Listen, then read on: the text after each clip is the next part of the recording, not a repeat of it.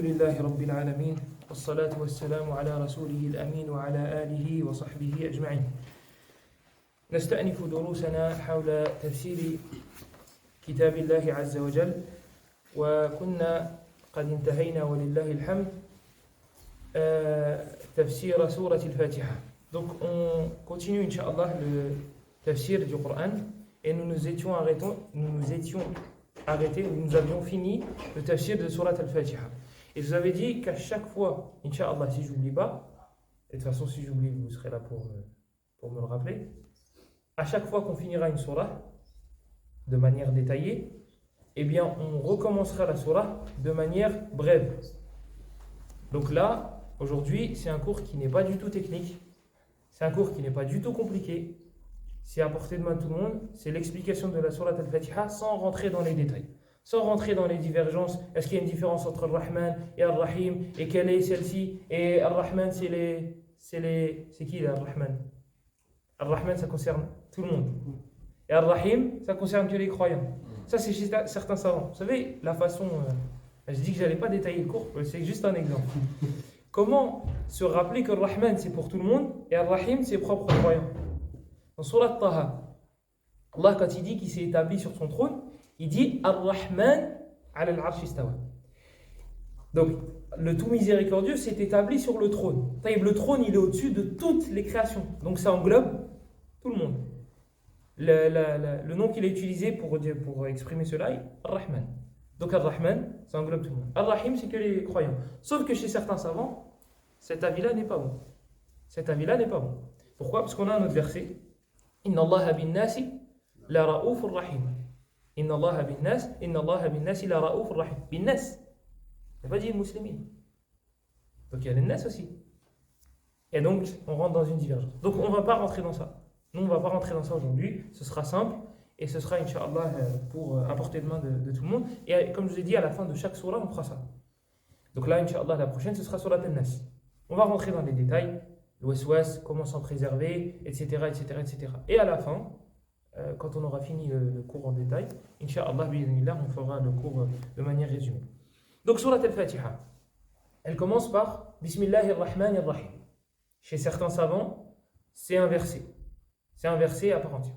Nous, on va prendre l'avis, on va se contenter de l'avis qui dit que ce n'est pas un verset de Surat al-Fatiha, mais que c'est un verset pour séparer chaque soir du Coran, sauf une seule. On a déjà dit. Hein? Tawbah, Hassad. At-Tawbah, Surat al-Tawbah. Surat Bara'a. On l'appelle Surat al-Tawbah, on l'appelle Surat Bara'a. Bara'atu min Allahi wa Rasulihi. Pourquoi? On laisse. Tabarak? Celle-là? C'est pas al-Mulk? C'est le Surat al-Mulk, Tabarak. Je crois, je sais pas, Allah, peut-être il faudrait. Non, je ne crois pas que c'est celle-là, parce qu'il n'y a pas le mot tabarak dans Tawbah. Tawbah, les savants, ils l'appellent al-Fadiha, celle qui a humilié, celle qui a mis au grand jour les hypocrites. Wa minhum, et parmi eux, jusqu'à, il y a certains savants, ils ont dit, on croyait qu'Allah, il allait faire descendre les noms des hypocrites, tellement il les décrivait. Je crois que c'est Ibn Abbas qui dit ça. Donc, Bismillahir-Rahmanir-Rahim, c'est un verset pour séparer les soirs. Ce n'est pas un verset de Surat al-Fatiha chez beaucoup de savants. Donc ici, on a Ar-Rahman et Ar-Rahim, et on a dit qu'il y avait une différence entre les deux, et que ce n'était pas possible de toute façon, et que c'est mal vu chez les Boulara, chez les Fusaha, chez les gens éloquents, de répéter deux fois la même chose. Je vous dis, Allah, il est Rahman et il est Rahim. Ok, mais ça veut dire quoi ça et ça veut dire quoi ça? C'est la même chose. C'est pas éloquent. J'ai dit deux fois la même chose. Oui, ils se rejoignent. C'est comme Alim et Khabir. Ils se rejoignent. Alim, le savant par excellence, et Khabir, c'est aussi celui qui sait tout. Ils se rejoignent. Mais ça ne veut pas dire qu'ils sont similaires sous tous les angles. Parce que sinon, ce serait un naqs, ce serait un manque dans l'éloquence. Tu dis deux fois la même chose. Il n'y a pas besoin. Enlève Rahim. Si Rahman et Rahim c'est la même chose, enlève un des deux. Non. Lui veut dire quelque chose et lui veut dire quelque chose. Mais ils se rejoignent. Ils se rejoignent. C'est comme quelqu'un, tu dis il est gentil. Et après tu dis d'une autre personne, tu dis il est doux. Les deux se rejoignent. La douceur et la gentillesse se rejoignent. Mais ce n'est pas parce qu'il est gentil qu'il est doux. C'est pas la même chose. Mais ils se rejoignent. Il y a un sens dans lequel ils se rejoignent. Donc, Bismillah ar-Rahman ar-Rahim. Regardez, la religion contre laquelle il y a des mises en garde, contre laquelle on dit c'est la religion des barbares, etc., etc. Elle commence par quoi? Le livre saint, leur source principale, elle commence par quoi? Le tout miséricordieux, le très miséricordieux. Il commence par la miséricorde. Bismillah ar-Rahman ar-Rahim. طيب, alhamdulillahi rabbil alamin. Alhamd, qu'on traduit par les louanges. طيب, le problème, c'est que louange, en français, quand tu dis louange ou tu dis éloge, on ne voit pas trop la différence. Alhamd, huwa al-thana ala al-mahmoud li jamili sifatihi ma'a hubbihi wa ta'zim. Donc, alhamd, c'est un mélange de toutes ces choses-là. C'est le fait de faire les éloges dus aux caractéristiques qui sont nobles. Donc, tu ne fais pas des éloges, tu dis il est merveilleusement moche. Ça ne s'appelle pas al-thana, ça ne s'appelle pas des éloges. Ça s'appelle istihza, ça s'appelle la moquerie. Donc, il faut que la personne soit belle, pas forcément physiquement, au niveau des attributs. Ça peut être au niveau des attributs. Et Allah, il a les deux. Au niveau des attributs, au niveau des noms et au niveau de... Donc, c'est le fait de faire des éloges via les... الثناء على المحمود لجميل صفاته مع حبه وتعظيمه. Le fait de faire des éloges sur quelqu'un car il a des caractéristiques positives مع حبه وتعظيمه, en l'aimant et en l'immensifiant. En l'aimant et en l'immensifiant. Croyez-moi, c'est très difficile de traduire. C'est très très très difficile, c'est très complexe. Donc en l'aimant et en l'immensifiant. Ces mélanges-là, ça s'appelle al-hamd. Si tu enlèves un de ces éléments-là, ça s'appellera al-thana, ça s'appellera des éloges. Et c'est pas pareil. C'est pas la même chose. Al-hamd, il est au-dessus. Et c'est pour ça que juste après, Allah il dit lillah. Al-hamd, lillah. Les louanges appartiennent à Allah. Parce que ce mélange-là, qui est-ce qui le mérite? C'est Allah. Donc, alhamdu lillah. Allah, qu'est-ce que veut dire Allah? Allah, dhul uluhiyyati wal ubudiyyati ala khalqihi ajma'in. C'est celui qui mérite l'adoration sur toutes ces créatures. Toutes ces créatures doivent l'adorer. Et c'est lui qui mérite, lui seul. Cette explication-là que je viens de vous donner, la définition, elle est rapportée, on la rapporte selon Ibn Abbas. Mais elle n'est pas authentique jusqu'à lui. Ibn Jalil, il la rapporte, et les savants comme Ibn Kathir et Ahmed Shakir, ils le rendent faible. Mais, comme on a dit plusieurs fois, ce n'est pas parce qu'une parole ne remonte pas jusqu'à son auteur qu'elle est forcément fausse. Donc, on dira cette parole, cette définition est vraie, mais elle n'est pas authentique jusqu'à Ibn Abbas. Vous avez plein de hadiths, des hadiths du prophète sallallahu alayhi wa sallam, ils disent le prophète a dit. Lorsque vous fouillez dans la chaîne de transmission, c'est faux. C'est complètement faux. Il y a plein de menteurs, etc., etc. Mais la parole, elle est vraie. La parole en elle-même, d'accord, c'est pas le prophète qui l'a dit, mais la parole, elle est vraie. Et là, j'ai pas d'exemple qui me viennent en tête. Comme tu fais, on te fera. Comme tu fais, on te fera. Très bien. Kama tadin ou tudan. Comme tu fais, on te fera. Ça, c'est vrai. C'est mon shahad, on le voit. On le voit tous les jours. Des gens, ils payent après des années, il a fait, on lui a fait. Et ça, c'est venu dans certains textes. Et est-ce que la récompense de la bonté n'est autre que la bonté? Mais le problème, c'est que certains disent le prophète a dit. Ce hadith-là, il n'est pas authentique. Il ne remonte pas jusqu'au prophète. Donc la chaîne de transmission ne remonte pas jusqu'au prophète. Donc on ne dira pas le prophète a dit, mais le sens, il est vrai. Ça, c'est une distinction à faire entre les deux. Ce n'est pas parce qu'on dit qu'un texte il est faible que forcément le sens sera faible. Et vous trouvez beaucoup de choses comme ça dans la bouche d'un grand savant qui fait partie des anciens, c'est le Hassan al-Basri. Vous trouvez plein de hikam, plein de sagesse comme ça, on dirait que ça sort de la bouche d'un prophète. Mais c'est lui qui l'a dit, c'est pas le prophète. Et des fois, il dit le prophète a dit. Et c'est pas possible. Parce que lui, il n'a pas vu le prophète. Hassan al-Basri et le prophète, il y a une génération. Et lui, il n'a pas vu le prophète. Même Abu Huraira, il ne l'a pas vu. Vous savez, le problème avec certains compagnons, avec certains savants, comme le Hassan al-Basri, c'est que par exemple, il avait des... Regardez, vous allez voir la finesse de la chose. Le Hassan al-Basri et Abu Huraira, ils étaient vivants, les deux, à la même époque. Le Hassan al-Basri et Abu Huraira. D'accord? Sauf qu'ils ne se sont jamais rencontrés. Jamais. Le problème, c'est que vous trouvez des fois dans les livres de hadith, Al-Hassan al-Basri rapporte d'Abu Huraira que le prophète a dit. Toi, quand tu regardes la date de naissance et la date de mort, tu vois que le Hassan al-Basri, il a la même époque qu'Abu Huraira. Donc tu te dis, ah, c'est bon. Il a rapporté d'un homme, d'une personne qui a vécu à la même époque que lui, c'est bon. Et si quelqu'un te dit non, le hadith il est faible, tu vas dire, mais non, le Hassan al-Basri, il était vivant lorsqu'Abu Huraira était vivant. Pourquoi tu veux me rejeter le hadith? Tout simplement parce que lui n'a jamais rencontré lui. Et ça, pour savoir ce genre de choses, c'est des détails qui sont très importants, mais que tu vas trouver que dans les fins fonds des livres. Tu vas trouver dans les fins fonds des livres, regardez, les savants ils sont partis jusqu'à fouiller dans la vie des gens pour savoir si lui il a rencontré lui, alors qu'il vivait à la même époque. Moi je vous dis, Ibn Baz a dit, vous allez savoir que c'est pas possible. J'avais 5 ans quand il est mort. Et il est mort en 99. Vous allez savoir tout de suite que c'est pas possible. Maintenant, si j'avais 20 ans de plus et que je vous disais Ibn Baz a dit, vous allez me dire, ah, c'est sûr il l'a entendu. Alors que non, si ça se trouve, j'ai juste vécu à la même époque que lui, mais je ne l'ai pas entendu. Elle est là la difficulté. Donc Al-Hassan al-Basri, il a vécu en même temps qu'Abu Huraira. Il a vécu à la même époque. Mais, lorsque Al-Hassan al-Basri dit Abu Huraira a dit, que le prophète a dit, il ne faut pas le croire. Parce qu'il manque un moment dans la chaîne de transmission. Pourquoi il ne dit pas de qui il l'a entendu alors?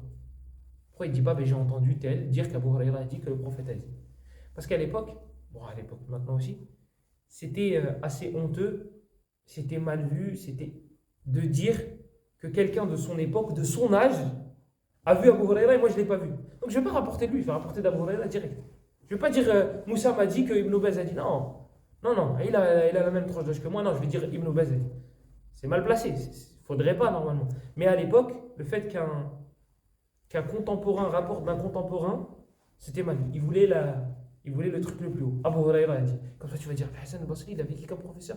Abu Huraira, masha'Allah. Voilà l'objectif, il est là. Shu'bah ibn al-Hajjaj, il était très dur avec ce genre de personnes. Les gens qui jouaient sur les mots. Il disait, je préfère commettre zina, je préfère forniquer plutôt que de faire ça. Shu'bah ibn al-Hajjaj, il disait, je préfère forniquer. Bien sûr, c'est un abus. C'est un abus, bien sûr. Mais c'est une métaphore, c'est pour dire que Shu'bah ibn al-Hajjaj, c'est un des premiers à avoir décelé ce genre de problème-là. Bref, on s'est étalé dans un truc qu'il ne fallait pas. Alhamdulillahi Rabbil Alamin. Donc, Allah, ذو الألوهية والعبودية على خلقه أجمعين. Alhamdulillah, Rabbun. Rabb, le Seigneur, ce qu'on traduirait par. Ah oui, Allah, comme on a dit, c'est celui qui mérite d'être adoré, etc., etc. À partir de là, on sait que la traduction, Dieu, est fausse. Pourquoi? Parce que le mot Dieu, il ne veut pas dire celui qui mérite d'être adoré. Dieu, il accepte le féminin, déesse, et il accepte le masculin. Et il accepte le pluriel. Dieu avec un X. Allah, c'est pas possible. Subhanallah al-Azim, Allah, vous ne pouvez pas le mettre au féminin et vous ne pouvez pas le mettre au pluriel. Ilah, vous pouvez le mettre au pluriel. Mais là, c'est Allah. Ilah, divinité, vous pouvez le mettre. Aliha. Mais Allah, vous ne pouvez pas. Donc, on reste sur le mot Allah. Et puis, tout le monde sait que Allah, chez les musulmans, c'est leur divinité. Il n'y a pas besoin de oui, mais il ne va pas comprendre. Et bien, tu lui expliques. Nous, Allah, c'est notre divinité. C'est ce que vous traduirez vous par Dieu. Voilà. Maintenant, je vais utiliser le mot Allah. Comme ça, tu comprends. Voilà. Tout simplement. Rabb, le Seigneur, ça englobe 3 choses. Al-rizq, wal-khalq, wal-tadbir.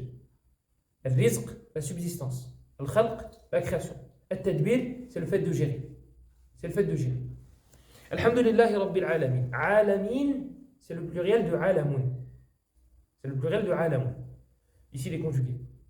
Oui, parce que les noms en arabe se conjuguent, malheureusement. Non, j'allais dire c'est très compliqué. C'est pas très compliqué, mais il faut aimer.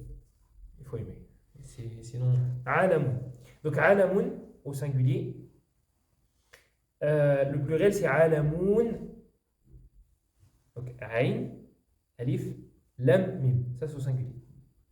Au pluriel, vous rajoutez à la fin un waw et un nun. Ça fait alamun. Ok, ici, il est conjugué. Donc, ça donne alamin. Alhamdulillahi Rabbil Alamin. Ce qu'on traduirait par monde, univers au pluriel. Sauf que, moi, en tout cas, personnellement, depuis tout petit, j'ai l'image des planètes. Quand on me dit le monde, pour moi, c'est les planètes. C'est l'univers, c'est l'espace, etc. Sauf que, à Alamoun ici, donc le Seigneur des univers, ce qui est voulu, c'est l'univers des humains, l'univers des djinns, l'univers des anges, l'univers des fourmis. Allah, c'est le Seigneur de tous ces mondes-là. Et non pas seulement les planètes ou là, etc., etc. Donc, univers, moi en tout cas, ça me fait penser à ça. Ça me fait penser aux planètes et l'espace, etc., les étoiles. Là, ce qui est voulu, c'est afrad min al-jins. C'est des catégories de création. Les anges, les djinns, etc., etc. Ensuite, on a Ar-Rahman, Ar-Rahim. Donc, Ar-Rahman, Ar-Rahim, on en a déjà parlé précédemment. Et on a dit que ça indiquait la miséricorde. Maintenant, quelle est la différence entre les deux? Inch'Allah, vous verrez ça plus tard. Regardez ici. On passe à Maliki Yawmiddin qu'à ce moment-là. Donc, Alhamdulillahi Rabbil Alamin. Ar-Rahman, Ar-Rahim. Non, pardon. Bismillahi Ar-Rahman, Ar-Rahim. Alhamdulillahi Rabbil Alamin. Ar-Rahman, Ar-Rahim. Maliki Yawmiddin. Maliki Yawmiddin, le roi du jour de la résurrection. Là, ça fait peur.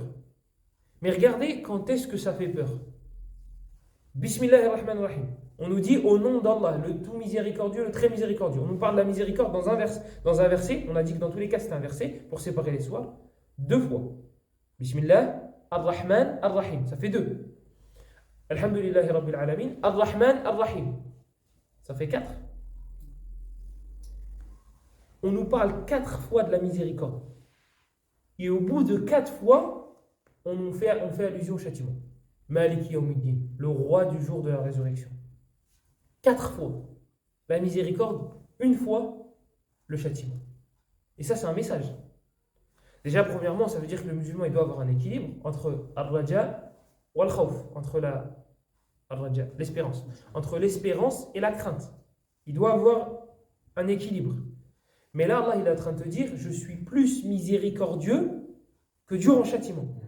Puisque j'ai cité la miséricorde, premièrement, avant le châtiment, et deuxièmement, je l'ai cité 4 fois. Je l'ai cité 4 fois. Ar-Rahman, Ar-Rahim dans le premier verset. Et après, Ar-Rahman, Ar-Rahim dans le verset après Alhamdulillahi Rabbil Alamin. Je l'ai cité avant le châtiment, et en plus de l'avoir cité avant, je l'ai cité 4 fois. Et le châtiment, j'ai fait allusion 1 fois. Maliki Yawmiddin. Vous imaginez la miséricorde? Vous imaginez comment? Et le prophète, il le dit explicitement. Il dit que Allah a dit Inna rahmati sabaqat ghadabi. Ma miséricorde a précédé ma colère. Ma miséricorde a précédé ma colère. C'est azim, c'est immense. Maintenant, quel est le bon équilibre? Est-ce que ça veut dire que je dois plus espérer que craindre? Non. C'est pas ça que ça veut dire. C'est pas ça.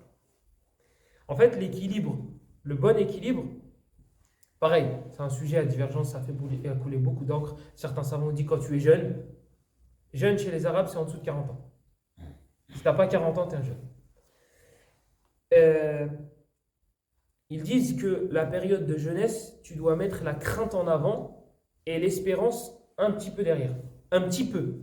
C'est pas tu supprimes la crainte. Non, sinon, c'est pas tu supprimes l'espérance. Sinon, c'est foutu. Sinon, tu tombes avec les Khawarij. Les Khawarij, ceux qui disent que dès que tu fais un grand péché, tu sors de l'islam. Eux, l'enfer, c'est facile d'y entrer. Pas le paradis. Ils disent tu mets l'espérance en avant. Afouane, tu mets la crainte en avant et l'espérance un petit peu en arrière. Donc si on devait mettre ça en pourcentage, on va dire 65 la crainte et 35 la crainte, l'espérance. Donc pourquoi? Parce que nous les jeunes, on a une shahwa, on a une envie, on a un désir qui est plus grand que les personnes âgées. Que ce soit au niveau des péchés en général, que ce soit au niveau des femmes, que ce soit au niveau de... On a une shahwa qui est plus grande. Et on est plus en capacité de désobéir à Allah que les personnes âgées. Donc ils ont dit, tu mets la crainte en avant. Et quand tu arrives à al-shaykhoukha, quand tu arrives à un certain âge, tu mets l'espérance en avant. Et la crainte un petit peu plus en arrière. Tu es moins en capacité de faire des péchés, tu as moins d'envie, et tu t'approches plus de la mort. Il y a plus de chances, entre guillemets, en termes de pourcentage, que la mort t'atteigne, plutôt que les jeunes. Comme le prophète a dit, l'âge moyen de ma communauté est entre 60 et 70 ans, et sont très peu ceux qui vont le dépasser. Donc, voilà l'argument de ces savoirs. D'autres, ils ont dit, donc cet avis-là, il est très fort, et il est très convaincant. Il y a un deuxième aussi qui est assez intéressant, c'est qu'en fait, on fait 50-50. D'accord? Quel que soit l'âge. Sauf si la personne elle commence à agoniser. Là, c'est plus pareil. Là, tu lui mets l'espérance. Il ne va pas lui dire Allah, il est dur en châtiment, repens-toi. Et comment tu veux qu'il se repente? Il est en train de mourir. Il faut qu'il ait une bonne pensée d'Allah. Là, ce moment-là, il faut que tu lui parles. Tu as fait le hajj, tu faisais tes prières à la mosquée, etc., etc. Tu vas rencontrer la personne tu vas rencontrer celui que tu espérais, etc., etc., celui qui est miséricordieux, comme ils ont dit à Sufyan al-Thawri quand il était en train de mourir. Ils étaient en train de le rassurer, etc., etc. Il a dit, mais si vous m'aviez donné le choix entre être jugé par mes parents, entre être jugé par ma mère ou Allah, j'aurais choisi ma mère, parce qu'il est encore plus miséricordieux que ma mère envers moi. Je crois que c'est Sufyan al-Thawri qui dit ça. Mais Mouhem, c'était un des plus prédécesseurs. Donc il faut avoir une bonne pensée à ce moment-là, il faut rassurer la personne, etc. Maintenant, si elle vous dit, je vois les anges du châtiment, sortez de la pièce. C'est arrivé, malheureusement, c'est arrivé. En Arabie Saoudite. C'est arrivé en Arabie Saoudite. C'est un docteur d'Arabie Saoudite qui raconte cette histoire. Bref, ils disent, tu mets la miséricorde en avant lorsque tu vois que tu fais beaucoup de hasanat et pas beaucoup de péchés. Par contre, si tu vois que tu fais beaucoup de péchés et que tu ne fais pas beaucoup de hasanat, tu mets la crainte en avant. D'accord? Imaginez-vous un jeune de cité, il fume toute la journée et il dit Allah il est miséricordieux et Allah il pardonne. Vous voyez que c'est logique, c'est plausible, c'est normal. Non, lui doit mettre la crainte en avant. Allah il est dur en châtiment, etc., etc. Une personne, elle fait 5 prières à la mosquée. Elle obéit à ses parents, elle doit y aller. Elle fait tout bien, etc., etc. Elle tombe dans un petit péché. Lui, on va lui dire, taqillah, crains Allah, repens-toi. Le châtiment, il est... Non, il a fait un petit péché. Lui, il fait une tonne de hasanat. Il ne va pas le faire désespérer de la miséricorde d'Allah. Donc, c'est cet équilibre-là que certains savants ont choisi. C'est que lorsque tu fais un péché, tu mets la crainte en avant. Comme ça, tu vas craindre Allah et tu vas te dire, il faut que je me repente. Et lorsque tu fais beaucoup de hasanat, lorsque tu fais beaucoup de hasanat et que tu ne fais pas beaucoup de péché, tu mets l'espérance en avant. On s'en mêle vite. Donc, Ar-Rahman, Ar-Rahim, Maliki Yawmiddin. Maliki Yawmiddin, le roi, le maître du jour de la résurrection. Pourquoi il a précisé, bon, normalement vous avez la réponse, puisqu'on l'a déjà vu. Pourquoi il a précisé Yawmuddin? Pourquoi il a dit je suis le maître, le roi du jour de la résurrection? Pourquoi il n'a pas dit Malik, Al-Malik? Malik kulli shay, je suis le roi de toutes choses. Pourquoi il a précisé Yawmuddin, le jour de la résurrection? Parce que c'est là où sa royauté va apparaître. Il n'y a plus de roi. Comme c'est venu dans un hadith où Allah il va parler. Il va dire Aïna al-Muluk. Où sont les rois? Où sont les rois? Et bien sûr, personne ne répondra. Mais sur terre, sa royauté, elle se voit? Non. Pas pour tout le monde en tout cas. C'est pour ça qu'il y en a qui disent Ana Rabbul Alamin. Je suis le Seigneur. Je suis Ana Rabbukumul A'la. Comme il a dit. Pharaon, il a dit ça. Pharaon, il a dit moi je suis votre Seigneur le plus haut. Donc, la royauté d'Allah ne se voit pas pour tout le monde. Mais ce jour-là, personne ne pourra discuter avec lui. Personne ne pourra débattre. Personne ne pourra yunazi'u mulkahu. Personne ne pourra lui disputer la couronne, entre guillemets. On ne dit pas qu'Allah a une couronne, c'est une expression. Hasha lillah. Allahu a'lam. Ça, c'est des choses on ne sait pas. Donc, personne ne pourra lui disputer la royauté. Parce que ça se verra. Ça se verra. Donc voilà pourquoi il a précisé Maliki Yawmiddin, le maître du jour, le roi du jour de la résurrection. Malik, et en Warsh, c'est quoi en Warsh? Malik. Ouais, Malik, il n'y a pas de Malik. À ne pas confondre avec Malak, qui veut dire les anges. Un Malak, Malaikatun le pluriel, Malak c'est un ange. Malik et Malik c'est roi. Il y a un ange qui s'appelle Malik. C'est qui? Sa fonction c'est quoi? Malik. Hein? Non. Gardien de l'enfer. Gardien de l'enfer. وَنَادَوْا يَا مَالِكُ لِيَقْضِ عَلَيْنَا رَبُّكَ. L'ange de la mort, ils disent, qui s'appelle Azraël. Ils disent ça. Pourquoi je dis ils disent? Parce que nous, on n'a pas de texte. On a récupéré ça des gens du livre.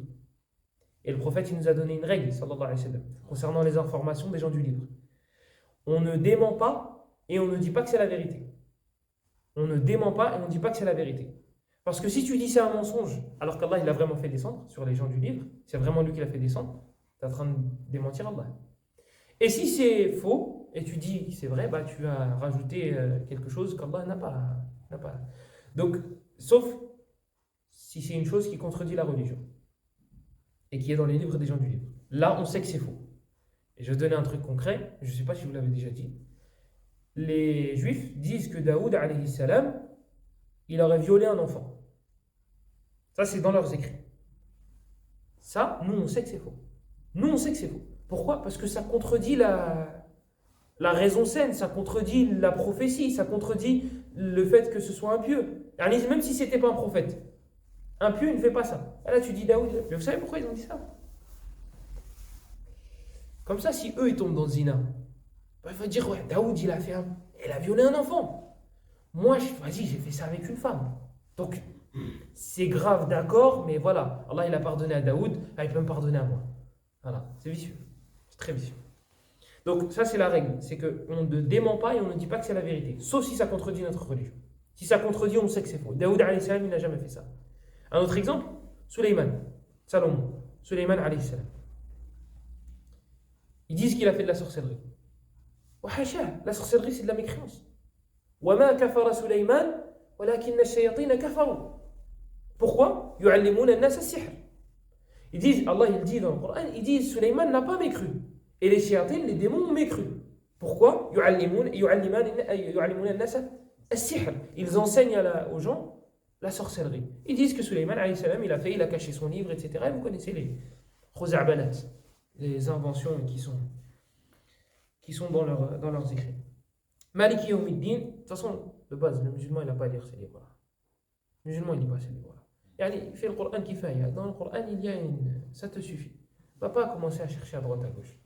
Vous savez, les savants, ils disent, parmi les plus grandes causes d'égarement, le fait de beaucoup regarder les choses qui sont fausses. Je vais vous donner un exemple avec la cigarette. La cigarette, si vous n'avez pas l'habitude de sentir l'odeur, vous allez trouver ça répugnant.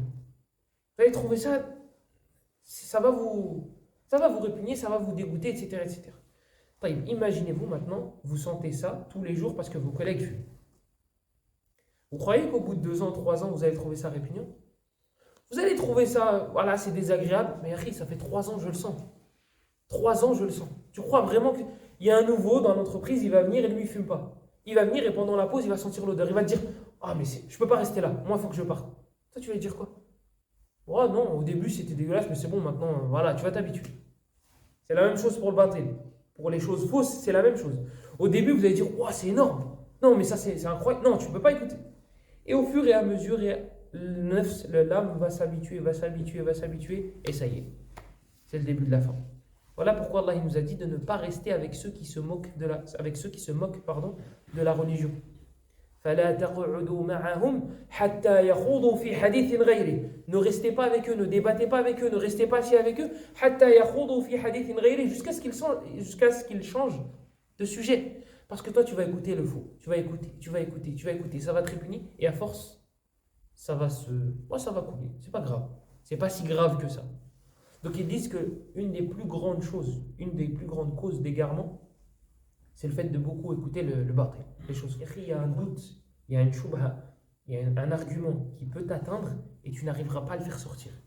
Il y a un cheikh en Arabie Saoudite, il racontait, Abdus Salam al-Shuwayri, il s'appelle, un grand cheikh, surtout dans la jurisprudence. Il dit qu'il y a un professeur qui malheureusement a cité des divergences dans la croyance en classe. Et il a cité les arguments pour et les arguments contre. Donc il parlait de la croyance. Et il disait, les gens du faux, les innovateurs, disent cela. Et leur argument, c'est cela. Parce qu'attention, les innovateurs, ils te ramènent des versets. Ils te disent, Allah, il a dit. Sauf qu'eux, ils le comprennent mal. Ils l'interprètent à leur sauce. Donc ils ont des arguments. C'est ce qu'on appelle en arabe des shubuhat. Le cheikh, il a cité les arguments de tel, et il a cité les arguments des gens de la soupe. Il y a un élève.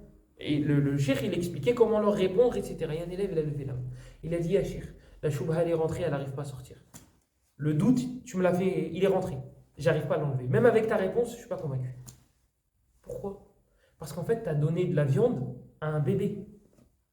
La viande en elle-même, elle est bonne. Elle n'est pas pourrie, elle est comestible, etc., etc. Le problème, il n'est pas dans la viande. Il est à qui tu l'as donné. Le bébé, il ne peut pas manger de la viande. Et toi, tu vas argumenter, tu vas dire, mais Harry, c'est de la viande, c'est bon, etc. Oui, mais le problème, il n'est pas là, il est là. Pourquoi tu l'as donné à lui? Donc la science, c'est la même chose. La science, c'est bien, c'est noble, il faut connaître, etc. Il faut connaître les arguments des autres. Mais ce n'est pas monsieur tout le monde que tu donnes ça. Tu peux pas. Il va peut-être ne pas comprendre. Voilà pourquoi on ne rentre pas dans les détails dans la croyance, concernant les croyances des autres. Ça, c'est un niveau qui est haut. Ça, c'est après avoir passé des étapes et des étapes. La jurisprudence, c'est un peu moins grave. Si tu cites les divergences et que tu dis, voilà, lui, il argumente avec ça, et lui, il argumente avec ça, c'est moins grave. Parce que dans tous les cas, il y a des gens de la Sunna qui ont dit ça, il y a des gens de la Sunna qui ont dit ça. Si je te dis Shafi'i, il a dit à droite et Malik, il a dit à gauche, dans tous les cas, c'est un sujet de divergence entre les gens de la Sunna. C'est dans le fiqh, c'est dans la jurisprudence, ça ne va pas avoir un gros impact. Par contre, dans la croyance, si je te dis, bah Allah, on ne peut pas le voir le jour de la résurrection, on ne le verra pas au paradis, et l'argument c'est ça, et on leur répond comme ça. Ok, il y a, je ne suis pas convaincu. Voilà. Le problème, c'est moi. Je n'avais pas cité cette divergence-là et leur argument. Argument, c'est gros comme moi. Ce n'est pas des arguments qu'ils ont. En arabe, on dit shubha. On dit shubha. Un argument, c'est un dalil. Shubha, c'est une ambiguïté. Voilà, c'est ça. C'est une ambiguïté. Donc, Maliki Yawmiddin, le roi du jour de la résurrection, on a dans le Coran, la meilleure façon d'expliquer le Coran, c'est le Coran. Vous avez des versets qui sont expliqués dans d'autres versets. Et cette sourate-là, vous la connaissez tous. وَمَا أَدْرَاكَ مَا يَوْمُ الدِّينِ ثُمَّ مَا أَدْرَاكَ مَا يَوْمُ الدِّينِ يَوْمَ لَا تَمْلِكُ نَفْسٌ لِنَفْسٍ شَيْئًا وَالْأَمْرُ يَوْمَئِذٍ لِلَّهِ. Donc là, en fait, Allah, dans cette sourate-là, il nous a dit explicitement que Yawmuddin, le jour de Yawmuddin, ce mot-là, Yawmuddin, c'est le jour de la rétribution, si on traduit mot à mot, ben, la chose à laquelle il faisait allusion, c'était le jour de la résurrection, puisqu'il a dit dans une autre sourate que j'espère que vous connaissez tous. C'est dans les 80. Je ne sais plus c'est laquelle. C'est pas de Takwir, c'est pas 81. C'est soit 82, soit 84. Un des deux, c'est pas une autre. Soit l'Infitar, non, l'Infitar c'est 84. Soit 82, non, 84 c'est une Shiqaq. Donc soit Infitar, oui. 82 ou 84, je me rappelle plus. Mais soit 82, soit 84. 83 c'est quoi? Mutafifin. Mutafifin c'est pas ça. C'est pas ça. Du coup, Ihdina as-sirat al-mustaqim. Guide-nous dans le droit chemin. On va sauter un verset. Iyyaka na'budu wa iyyaka nasta'in. Iyyaka na'budu wa iyyaka nasta'in. Donc après Maliki Yawmiddin, Iyyaka na'budu wa iyyaka nasta'in. C'est toi que nous adorons et c'est de toi dont nous implorons l'aide. Vous savez, il y avait un livre, il s'appelle Kayfa takunu mu'alliman mutamayizan. Je crois qu'il s'appelle comme ça le livre. Comment être un enseignant qui se démarque des autres. Et il disait dedans, note toute chose. Même si elle te paraît bête, note-la. Il disait, note lorsque tu vas taire, lorsque tu vas faire des moments où tu vas suspense, tu vas te taire un peu, tu vas te taire 3 secondes, et après tu vas... Note les moments où tu vas poser des questions, tu vas t'arrêter dans le cours, et là tu vas poser une question. Et moi je me disais, quand j'avais lu, je me disais, mais non, ça vient spontanément, c'est pas grave. Bah regardez, moi, Iyyaka na'budu wa iyyaka nasta'in, je ne l'ai pas noté dans ce cahier-là. Je n'ai pas noté Iyyaka na'budu wa iyyaka nasta'in. Je suis passé de Maliki Yawmiddin à Ihdina as-sirat al-mustaqim. Pourquoi? Parce que le cheikh en question, il n'a pas cité de choses particulières concernant Iyyaka na'budu wa iyyaka nasta'in. Donc je me suis dit, c'est pas grave, je ne le note pas. Et là, à la maison, je me suis dit, note-le, parce qu'inconsciemment, tu vas le sauter. Et regardez, ils avaient raison. Il avait raison. Donc, Iyyaka na'budu wa iyyaka nasta'in. C'est toi que nous adorons, c'est de toi que nous implorons l'aide. Iyyaka na'budu, là, on est passé à al-khitab, dans la discussion. On est passé de la forme passive à la forme... En gros, on lui parle en direct. On lui parle directement. On lui dit tu. C'est toi que nous adorons et c'est de toi dont nous implorons l'aide. Alors que juste avant, on était à la forme passive. Louer, alhamdulillahi rabbil alamin, louange au Seigneur de l'univers. Tu parles pas. Pardon, tu parles d'Allah. Tu dis pas louange à toi, Seigneur des univers. Tu parles d'Allah. Ar-Rahman Ar-Rahim, tu parles d'Allah. Le tout miséricordieux, le très miséricordieux. Tu dis pas tu es le tout miséricordieux, le très miséricordieux. Maliki Yawmiddin, le roi du jour de la résurrection. Pareil, tu parles à la troisième personne. Tu es en train de dire, troisième personne, tu es en train de dire, Ya Allah, tu es en train de parler de lui à la troisième personne. Le quatrième verset, Iyyaka na'budu wa iyyaka nasta'in, tu dis, Ya Allah, c'est toi que nous adorons. Et c'est de toi dont nous implorons l'aide. Pourquoi le damir, il a changé? Pourquoi le damir? Je, tu et nous. Pronom personnel. Pourquoi le pronom il a changé? Les savants ils ont dit qu'en fait là tu es apte à parler à Allah directement. C'est bon, tu peux lui parler direct. Pourquoi? Parce que tu as fait une introduction. Tu as fait ses éloges. Ça y est, tu peux te permettre de lui parler directement. C'est comme si tu étais dans une salle d'attente, d'accord? Et le roi, il était dans une autre salle. Il te regarde via la caméra. Tu dis, tu es noble, tu es magnifique, tu es riche, tu es généreux, tu es le plus beau, etc., etc., etc. Là, il te fait un signe avec la caméra, c'est bon, tu peux rentrer. Hop, tu rentres, et là, tu lui parles directement à lui. Eh bien, écoute, j'ai une demande à te faire. Voilà. En fait, il t'est passé d'une étape à une autre. Là, tu parlais d'Allah et on te dit, c'est bon, tu peux lui parler directement. Iyyaka na'budu wa iyyaka nasta'in. Alors qu'on lui parle aussi directement dans les premiers versets. Mais sauf que là, on peut se permettre de le tutoyer, de lui dire toi. Iyyaka na'budu wa iyyaka nasta'in. Parce qu'on a fait une introduction. Bien de là, les savants, ils en ont tiré que lorsque tu fais une invocation, lorsque tu demandes à Allah, tu te dois de faire une introduction. Pour qu'Allah te réponde. Pour que ce soit plus propice à la réponse. Ça ne veut pas dire qu'il ne va pas te répondre si tu dis à Allah, Ya Rab, et tu demandes. Non. Mais ça veut dire que c'est plus propice à la réponse. C'est meilleur si tu veux qu'il te réponde. Tu mets plus de chance de ton côté, entre guillemets chance. Donc ça, ils ont tiré de ça le comportement à avoir dans les invocations. Comportement à avoir dans l'invocation. Donc le fait de tumajjidullah wa tahmaduhu wa tuthni alayhi ila akhirih. Tu fais les éloges d'Allah, etc., etc. Et après tu lui demandes. Ce verset-là, il est très important. Pourquoi? Parce qu'en arabe, ce qui a même chez les éloquents en général, ce qui a de l'importance dans les mots, dans les paroles, c'est ma qalla mabnah wa 'azuma ma'nah. C'est ce avec quoi tu vas dire beaucoup de choses, mais avec peu de mots. C'est ça un éloquent. C'est ça quelqu'un qui est éloquent. C'est avec peu de mots, il va te dire beaucoup. Vous savez que le prophète sallallahu alayhi wa sallam, par exemple, la khutbah, il dit, il dit qu'il ne faut pas qu'elle dépasse 10 minutes, mais ils n'avaient pas les minutes. Il dit qu'il faut qu'elle soit le plus courte possible. Certains savants, ils ont dit 10-15 minutes. Après, nous ici, on a un petit problème. C'est qu'il y a deux langues. Donc c'est pas pareil. Mais ça veut dire que si on doit faire 10-15 minutes dans une seule langue, ça veut dire 20-30 minutes. Il y en a, ils font 1 heure. Il y en a, ils font 1 heure, il y en a, ils font 50 minutes, il y en a, ils font 40 minutes, et des fois, c'est vide en sens. Ils te racontent l'autre, ils te racontent... J'ai même vu un qui a parlé du salaire de Neymar sur le minbar. Wallah al-azim. Et le pire, c'est qu'il l'a mis en titre. Vous savez comment on appelle ça, hein? Vous savez comment on appelle ça? Mettre un gros titre comme ça. C'est vulgaire, donc je ne vais pas le dire. Mais c'est un imam qui fait ça. Il met le salaire de Neymar ou la PS5. Un truc comme ça. Un truc comme ça. Vérifiez, vous allez voir. Elle est toujours sur... C'est un minbar. C'est un minbar. Et il te dit ce genre de truc. La religion, elle est devenue... Voilà.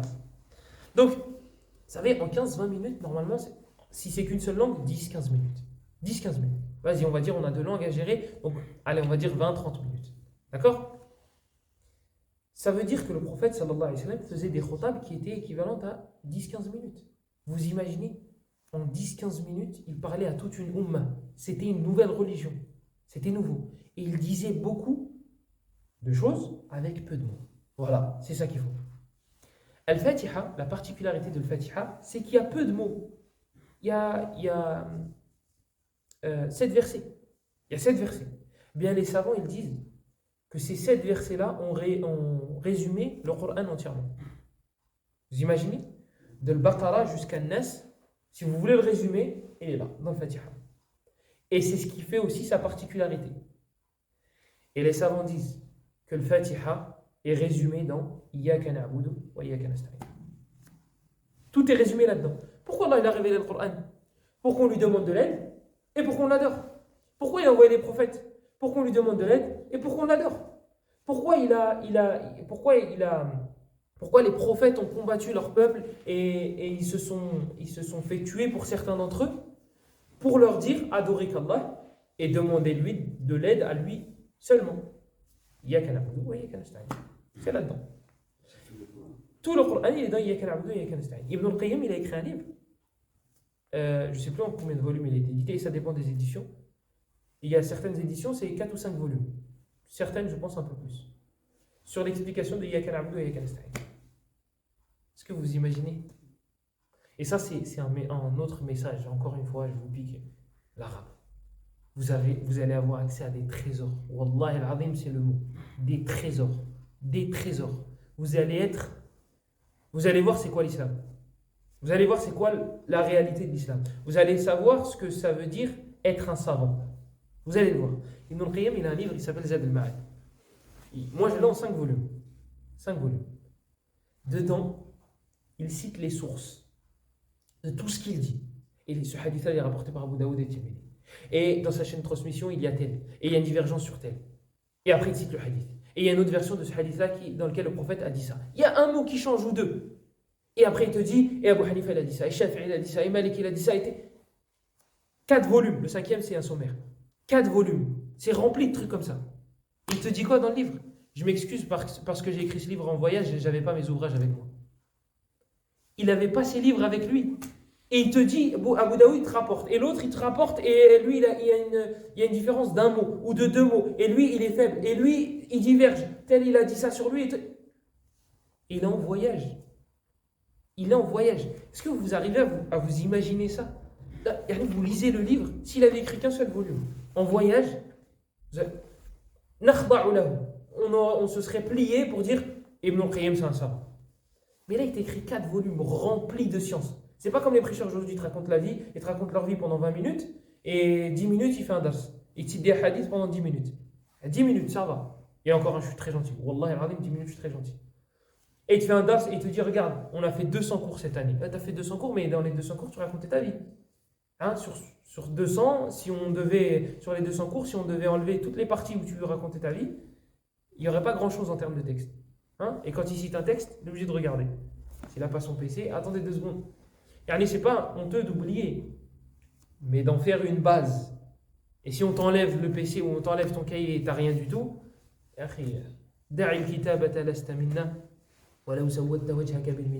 l'avais cité ce vers de poésie dans Ramadan. Khalil ibn Ahmed, il essayait d'expliquer une science à un des élèves. Et l'élève, il n'arrivait pas à comprendre.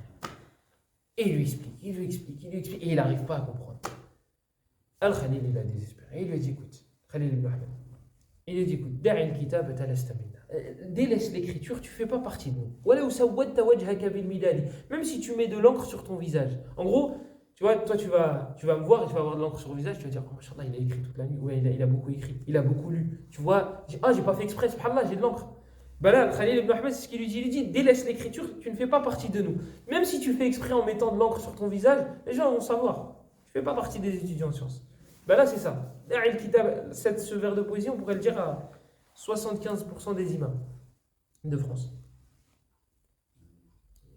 D'autres que la France aussi. En dehors de la France aussi. Bref, au royaume des aveugles, le borgne est roi. Eh ben, c'est les borgnes. C'est les borgnes. Ils savent parler un peu arabe, ils savent lire, donc c'est bon. Mais comme ça, même s'il te cite un hadith, toi tu ne sais pas s'il l'a mal cité. Tu ne sais pas. Et si c'est enregistré, c'est pas grave. Tu montages, hop, tu coupes. Hein, tu vois qu'il y a plein de coupures dans le cours, il coupe, c'est pas grave. S'il a réussi un hadith, il laisse. S'il n'a pas réussi, il coupe. C'est facile. Et quand il y a le munaqasha, quand tu vas pour discuter, débattre, creuser, tu vois que c'est vide ou presque.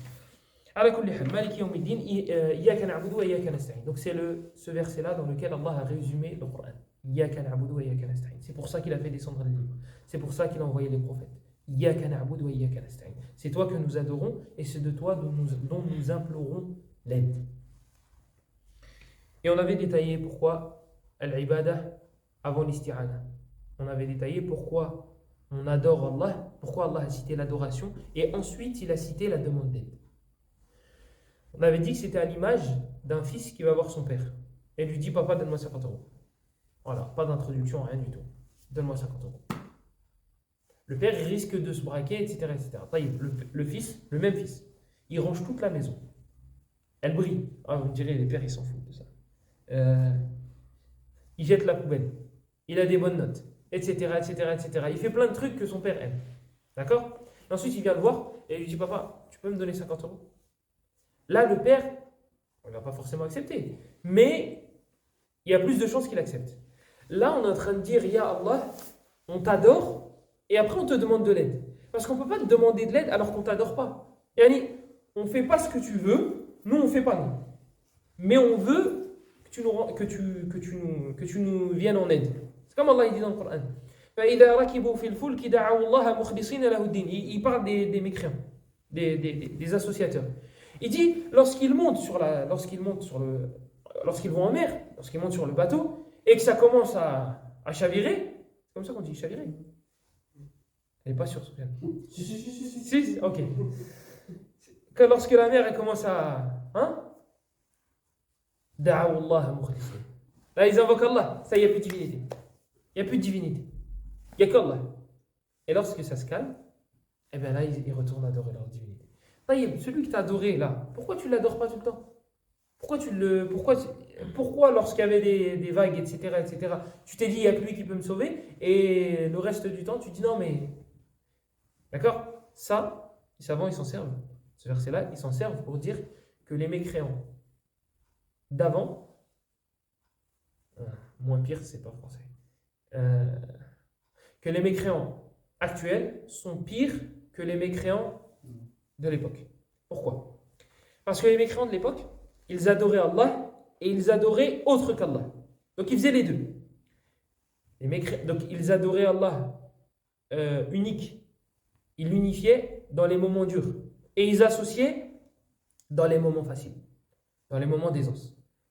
Les koufars actuels, ils font du shirk tout le temps. Tout le temps. Donc, de ce point de vue-là, les contemporains sont pires que les anciens. De toute façon, c'est des darakat, hein, kullun fin nar. Ils seront tous en enfer dans tous les cas. Mais celui-là sera pire que celui-là. Il ne faut pas avoir peur du terme mécréant. D'accord? On va dire c'est péjoratif, on met ça les rabaisse, etc., etc. Écoutez, aux yeux des chrétiens, vous êtes mécréants. Et oui, parce que Isa pour nous, c'est un prophète. C'est pas le fils d'Allah. Et c'est pas Allah. Donc, à leurs yeux, nous sommes mécréants. Et on ne va pas leur dire, oh non, ça va pousser les chrétiens à nous tuer. Non. Non, c'est juste que à vos yeux, on est mécréants. C'est tout. Et à nos yeux, vous êtes mécréants. Les juifs, pareil. Les juifs, à leurs yeux, allez leur dire, les musulmans, ils sont croyants, les musulmans, ils vont rentrer au paradis. Ils vont vous dire non, ils ne rentreront pas au paradis. Pourquoi? Parce qu'à nos yeux, les musulmans sont des mécréants. Très bien. On n'a pas pris ça pour de l'animosité. C'est parce qu'à nos yeux, vous êtes mécréants. Tout simplement. Parce qu'il y a des gens qui font des lawazim. Il y a des gens qui font des liens là où il n'y en a pas. Si tu dis mécréant, ça veut dire que tu vas pousser les gens à les tuer. Mais non, ça n'a pas de lien. Et vous savez, ça, moi, on me l'a déjà dit dans une mosquée. Moi, on m'a déjà dit, un responsable d'une mosquée m'a déjà dit, c'est pas ici. Comme ça, vous ne regardez pas, Hamid. C'est pas ici. C'est pas ici. Pas encore. Non, alhamdoulilah. On me l'a déjà dit dans une mosquée, on m'a dit, ne dis pas le terme mécréant. Si je lis sur la al-Kafirun dans la salade, du coup, je fais comment? Je dis, je modifie le Coran. Et si on me dit, tu peux me traduire sur la al-Kafirun? Je dis, ça veut dire, oh vous les pervers. Mais non, le Kafirun, c'est le Kafirun. Ils me disent, mais non, parce qu'en fait, si tu dis mécréant, ça voudra dire qu'en fait, tu vas pousser les musulmans à les tuer. Mais non, ça n'a rien à voir. Nous, on est mécréants à leurs yeux. Aux yeux des chrétiens et des juifs, nous sommes mécréants. Et jamais un musulman va dire, ah ben non, dites pas ça s'il vous plaît, vous pouvez essayer, hein, de toute façon. Et ils ne le feront pas. Ils ne modifieront pas.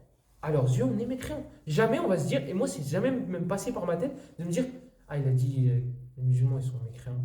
Ah, c'est sûr, ils vont nous tuer. Non, c'est un fait. Nous sommes mécréants à leurs yeux. Ils sont mécréants à nos yeux. Et on verra qui aura raison. Qui a raison. On verra. On verra qui a raison. Mais ça ne pousse en rien. C'était une directrice d'une école arabe. Elle me disait, ne dis pas la musique c'est haram. Parce que si tu dis la musique c'est haram, écoutez les lawazim, si tu dis la musique c'est haram, eh bien les élèves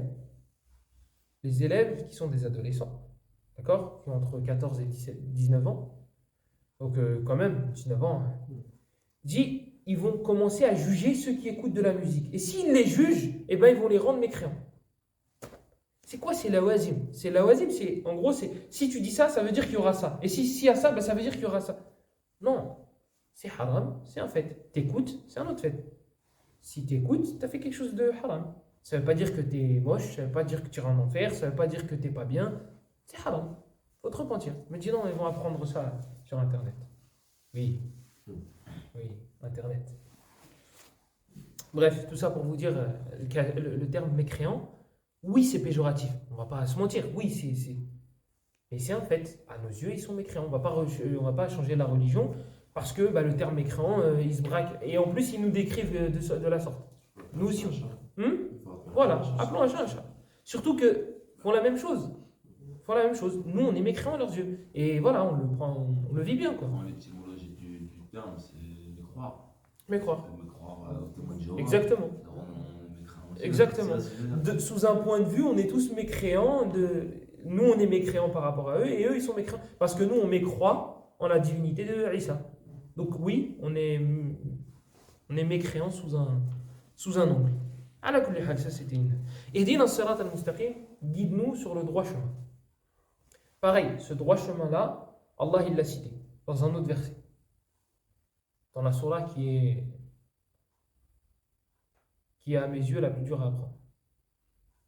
C'est laquelle? Nisa, les femmes. Il n'y a pas de lien entre. Voilà. Il n'y a pas du tout de lien. Il n'y a pas du tout de lien entre les femmes et le fait que ce soit difficile à apprendre. Non, c'est juste qu'il y a les versets de l'héritage dedans et c'est assez complexe. C'est assez complexe. C'est tout. C'est pas un rapport avec les femmes. On va se faire des problèmes pour rien. Donc, Surat An-Nisa, dedans, Allah, si ça avait été ça, le lien, je l'aurais dit. Je l'aurais dit, voilà, y a pas de, c'est pas grave. Mais là, c'est pas ça. Allah, il a dit quel était le droit chemin. Il nous a cité quel était ce droit chemin dans Surat An-Nisa. Il dit وَمَنْ يُطِعِ اللَّهَ وَالرَّسُولِ Et quiconque obéit à Allah et à son envoyé. وَمَنْ يُطِعِ اللَّهَ وَالرَّسُولِ فَأُولَٰئِكَ مَعَ الَّذِينَ أَنْعَمَ اللَّهُ عَلَيْهِمْ مِنَ النَّبِيِّينَ وَالصِّدِّيقِينَ وَالشُّهَدَاءِ وَالصَّالِحِينَ وَحَسُنَ أُولَٰئِكَ رَفِيقًا. Donc il dit que c'est le chemin des prophètes, des véridiques, des martyrs et des pieux. Voilà, c'est quoi le droit chemin. Voilà, c'est quoi le droit chemin. Cette faïda là que je viens de vous donner, cette information que je viens de vous donner, c'était un professeur de Coran qui me l'avait donné. Regardez comment il me l'avait donné. Lui, il était assis et moi, j'étais en train de réciter Surat An-Nisa. Et un élève, il est en train de réciter une autre surah. Je ne sais plus si c'était Ali Imran ou bien Al-Baqarah, et on récitait en même temps. Moi je récitais Nisa, et lui il récitait une autre surah. Et c'était pas Qul Huwallahu ahad ou Qul a'udhu bi rabbin nas. Comme ça vous me dites, ouais, mais c'est facile de gérer les deux. Et même comme ça c'est difficile. Même si c'est une surah facile. Lui était dans une surah et moi j'étais dans une surah. Moi j'étais en train de réciter Nisa et lui il était en train de réciter une autre surah. Il m'a dit, Lias, arrête-toi. Il m'a dit, qu'est-ce qu'Allah il veut dire par Ihdina as-sirat al-mustaqim? C'est quel sirat? C'est quel chemin? Je dis, je sais pas. Il m'a dit, c'est le verset que tu viens de citer. Il dit au gars, continue à réciter. Et le gars, il récite. Ça veut dire que lui, il est en train de me parler et il écoute en même temps. Et il dit, et il est encore vivant. Et je le connais personnellement et je le vois encore, etc. C'est un très. D'ailleurs, subhanallah, c'était le professeur le plus strict. De tous les profs que j'ai eu, c'était le plus strict. Il nous disait, celui qui lève sa tête du mushaf, il sort. Et il a dit, celui qui récite 49 fois sa page, je ne veux pas le voir, je veux 50. Il nous enfermait dans une pièce, dans la mosquée, dans le noir. Une fois qu'on avait fini d'apprendre une page, il nous enfermait dans le noir et il nous disait, vous récitez Allah avant de me réciter à moi. Donc on allait en direction de la Qibla, il fermait la porte et vous voyez plein d'élèves, plusieurs élèves dans une pièce, à des endroits différents, et on récitait chacun notre page à voix basse. Et après on sortait de la pièce et on allait voir. C'était le professeur le plus strict. Wallah, jusqu'à maintenant c'est mon préféré. Parce que un prof, il faut qu'il soit utile. Il ne faut pas qu'il soit trop... Bref, il y a un juste milieu. Il n'était pas super sévère, mais il était correct. Il était vraiment correct et avec lui, on a avancé. Il m'a dit, Elias, tu sais à quel verset, à quel chemin Allah il fait allusion? Et il m'a cité ce verset-là, pendant que l'autre était en train de réciter. Et après, il m'a dit, continue. Moi, qui suis l'élève, qui suis en train de... J'ai préparé la page, je l'ai répété, etc. Ça me perturbait que l'autre, il récitait à côté de moi. Et lui, il corrigeait les deux. Wallah, quand vous voyez ça, vous vous dites, il y a des gens qu'Allah il a choisi. Il n'y a pas d'autre terme, il n'y a pas d'autre mot. C'est pas possible. Parce que ça dépasse la raison humaine, ça dépasse les lois de la physique, etc., etc. Donc quand on a fait connaissance avec lui, il nous racontait ce genre de trucs. Et une fois, on a fait un barbecue avec lui. Et on parlait avec un frère. Wallah, ça par contre, je l'ai vécu. Il ne me l'a pas raconté. On parlait avec un frère de l'istidraj. L'istidraj, c'est quoi? C'est la ruse. La ruse divine. C'est en gros, tu vas faire des péchés, tu vas faire des péchés, tu vas faire des péchés, tu vas faire des péchés. Et Allah, il va te donner des bienfaits. Et il va te donner, il va te donner, il va te donner, jusqu'au jour où il t'attrape. Et là, il ne te lâche pas. Ça, c'est ce qu'on appelle l'istidraj. Et la chose avec laquelle Allah il va te punir, tu ne sais pas c'est quoi. C'est pour ça que les pieux prédécesseurs, ils pleuraient lorsqu'ils commençaient à mourir. Comme Sofiane al-Thawri. Il disait, j'ai peur qu'Allah il m'enlève la foi juste avant de mourir. Pourquoi? Parce que c'est la répercussion des péchés. Peut-être j'ai fait un péché, Allah il est en colère contre moi, ça va être ça la répercussion. Parler avec un frère de l'istidraj pendant un barbecue. Et lui, il s'est endormi comme d'habitude assis. Wallah al-Azim, il a levé la tête et il a cité un verset concernant l'istidraj. Dans Surat al-Qalam. À la fin. Il a fait comme ça, il s'est levé. Et le pire, c'est qu'on l'entend un peu ronfler. Donc on sait très bien, il ne fait pas exprès. Et il s'est levé comme ça, il a dit Wallah, il a refermé les yeux et il est reparti dans l'air. Et ça, c'est quelque chose que j'ai vécu. C'est il y a 2 ans, je crois. C'était à peu près il y a 2 ans. C'est quelque chose que j'ai vu de mes propres. Ah, bah il l'a vu. Tu l'as vu. Ouais. Ah, ouais, tu l'as vu. Je viens juste de m'en rappeler. Tu l'as vu. Voilà, bah tu sais de qui je parle. Ouais. J'ai dit qu'il était venu à Château. Eh ben, quand tu vois ça, tu te dis, ah oui, ça existe. Ça existe. Mais c'est des gens, ça dépasse les. Il y a des gens qui te disent, non, mais c'est pas possible, etc., etc. Il y a des pieux prédécesseurs qui finissaient le Coran une fois par jour, c'est pas possible, etc. C'est pas possible parce que tu fais l'analogie avec toi. Toi, tu lis 20 minutes, tu as mal à la tête, tu vas boire, voilà, tu t'endors, etc. Tu fais l'analogie avec toi. Mais il est là le problème. Maintenant, si on fait l'analogie avec notre quotidien, 6 heures de télé, 6 heures de play. Wallah, 6 heures, ça va, tu vois. Moi, je connais un de mes cousins, il a fini un jeu en 24 heures. 24 heures, sans dormir. Il mangeait devant la. Et ça, c'est pas quelque chose d'extraordinaire. Hein. Parce que si vous parlez aux gens qui sont un peu plus petits que nous, qui ont 18 ans, 19 ans, tu te dis, ouais, mais ça, je peux le faire. Surtout pendant le Ramadan.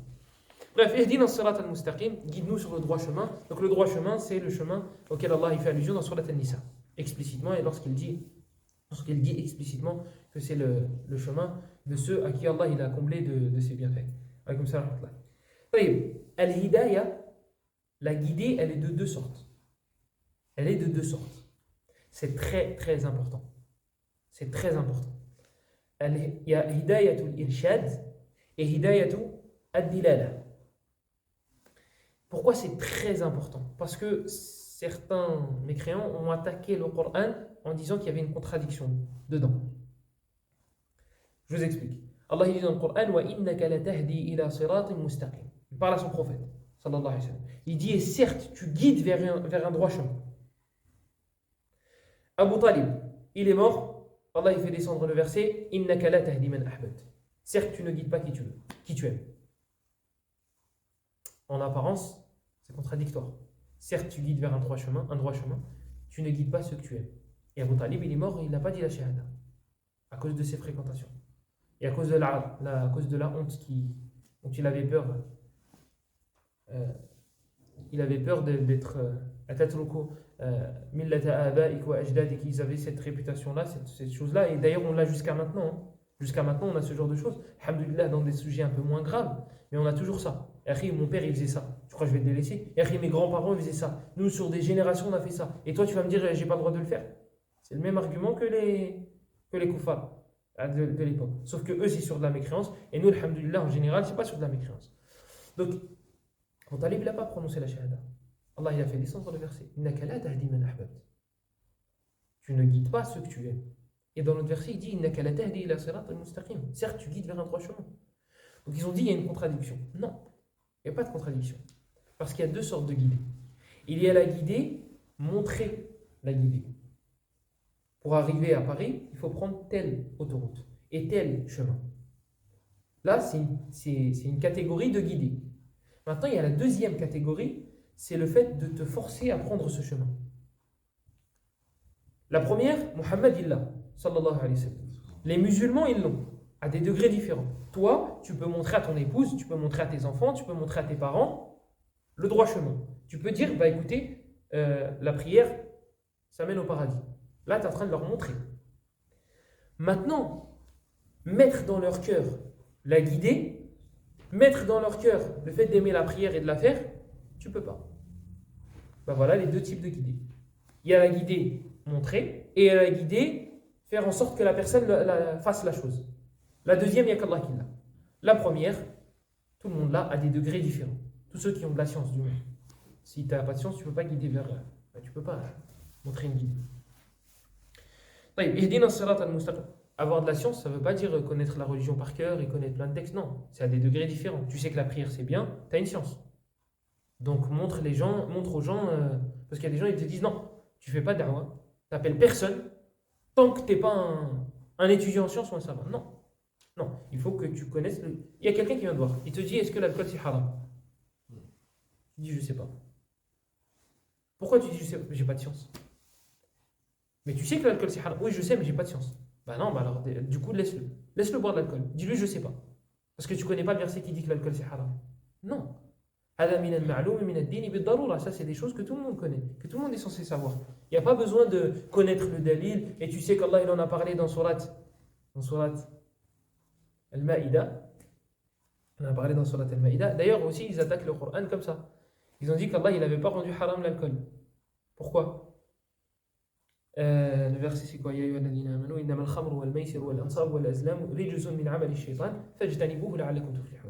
Donc il dit que Allah il cite l'alcool parmi les choses, donc les boissons enivrantes plutôt, c'est plus général, comme étant des œuvres du shaitan.